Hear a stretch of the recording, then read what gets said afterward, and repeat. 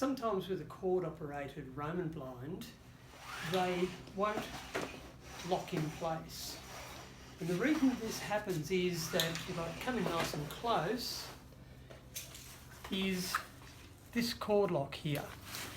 Now with the cord lock, as the blind goes up, the cord lock should catch it and stop it from coming back down. So what we're going to do in this instance is replace the cord lock. Now that we've got the blind down off the wall, which we showed you how to do earlier, if you'd like to come down to the bench, I'm going to show you how to replace the cord lock. Now this is the new cord lock, and this is the one that we want to replace. So what we're going to do is, first of all, remove this screw just to loosen the cord lock off so we know it will come out. Now if we try and take the cord lock out now, you can see that it slips straight out.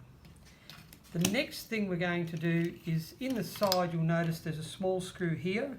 Some of the cord locks have multiple screws, but this one only has one.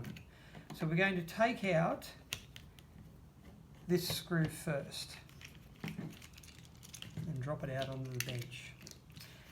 Then we're going to open up the cord lock itself. So now you can see inside, there are all the workings, and that's what actually catches the cords. So from here, we just sit that one down, bring in our new cord lock, and do exactly the same thing. Take out the screw and expose the side. The easiest way to do it is have them side by side so you can see where the cords go. And as you can see, we have one cord going straight through, one cord going through and out the bottom of the cord lock.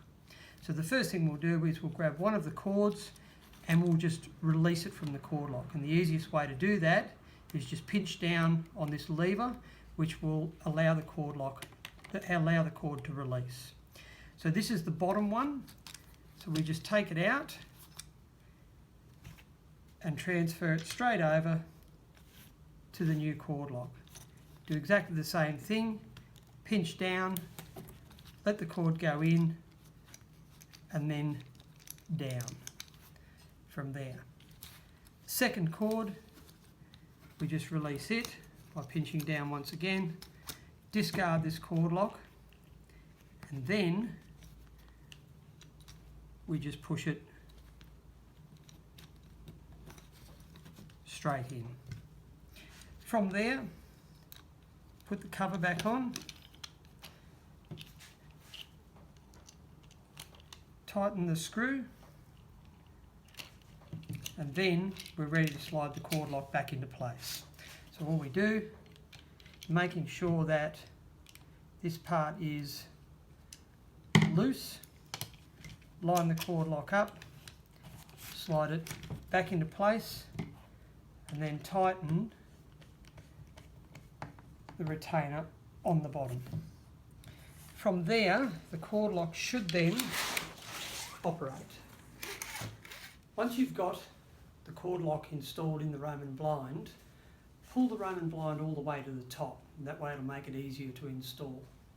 So what we're going to do from here is, you can see the brackets are already in place, so we're going to install the Roman blind. So from here, sit it up on top of the brackets, lift it up, and then you can line up the holes in the brackets. Now I'm going to cheat a bit here. I'm going to use an automatic screwdriver. It's much easier to do. Just to do the screws up. Once you've done one, you can sort of let it go a little bit, and then go in and do the second one. From there, just a final test to make sure that everything's working. Pull it up and down a couple of times, lock it in place, and just check that it's going to lock all the way up and down.